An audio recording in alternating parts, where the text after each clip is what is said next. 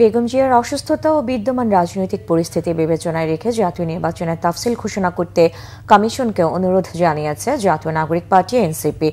দলটির আহ্বায়ক নাহিদ ইসলাম বলেন, রাজনৈতিক পরিস্থিতি বিবেচনার পাশাপাশি সব দলের প্রস্তুতির জন্য ভালো হয় কমিশনকে এমন সময় তাফসিল ঘোষণা করতে। আর দলটির মুখ্য সংগঠক নাসির উদ্দিন পাটোয়ারির অভিযোগ, ছোট ছোট রাজনৈতিক দলগুলোকে কিছু আসনের লোভ দেখিয়ে একটি দল বহুদলীয় গণতন্ত্রকে হত্যার চেষ্টা করছে। এ কাজে আদালতের আশ্রয় নিচ্ছে দলটি। রিপোর্ট সৈয়দ আব্দুল মুহিতের।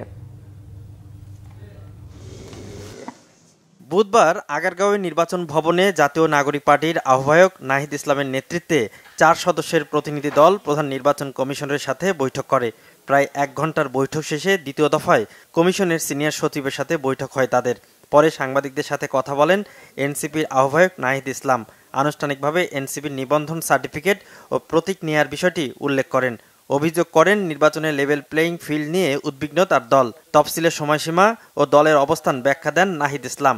তফসিল দেওয়ার সময়টা যাতে রাজনৈতিক স্থিতিশীলতা থাকে এবং প্রত্যেকটা দলই যাতে নির্বাচনী যাত্রা শুরু করার একটা পরিবেশে থাকে তাদের দলের ভিতরে, এবং সার্বিক রাজনৈতিক সেই পরিবেশটা যাতে থাকে। যে রাজনৈতিক স্থিতিশীলতা যদি আপনি জায়গা যখন আসবে তখন যদি তফসিলটা দেওয়া হয় তখন কাজটা অনেক ইজি হবে। তাহলে আপনি একবার তফসিল দিলেন, আমাদের যে গণতন্ত্রের যিনি আপোষের নেত্রী উনি খালেদা জিয়া উনি হলো অসুস্থ রয়েছেন। সো ফলত আমাদের এখানে বাংলাদেশের পলিটিক্যাল যে এরিনা রয়েছে সেটা হলো একটা সংকটময় পরিস্থিতি রয়েছে। আমরা বলতেছি সংকটগুলো উত্তরণ করে একটা সুন্দরভাবে তফসিল দিয়ে সবাইকে অনবোর্ড করে ভোটিং প্রসেসে যাওয়ার জন্য। না, আমরা কেন তফসিল পিছাতে চাইব?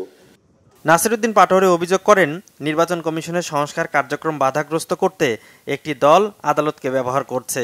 বাংলাদেশে একটি দল কোর্টের মধ্য দিয়ে নির্বাচন কমিশনের ঘাড়ে বন্দুক রাখছে, তারা গুন্ডাতন্ত্র করছে সেখানে।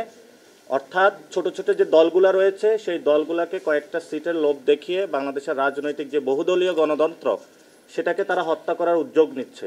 আমরা সেই বিষয়ে স্পষ্ট জানিয়েছি, বাংলাদেশের সংস্কার কার্যক্রম যখন তারা পলিটিক্যালি ব্যর্থ হয়েছে রাজনৈতিকভাবে, এখন তারা কোর্ট আঙ্গনের আশ্রয় নিয়ে, সুপ্রিম কোর্টের আশ্রয় নিয়ে সংস্কার প্রক্রিয়াটা বাধাগ্রস্ত করার প্রচেষ্টা চালাচ্ছে।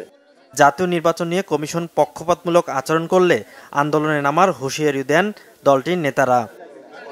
সৈয়দ আব্দুল মুহিত, বাংলা ভিশন, ঢাকা।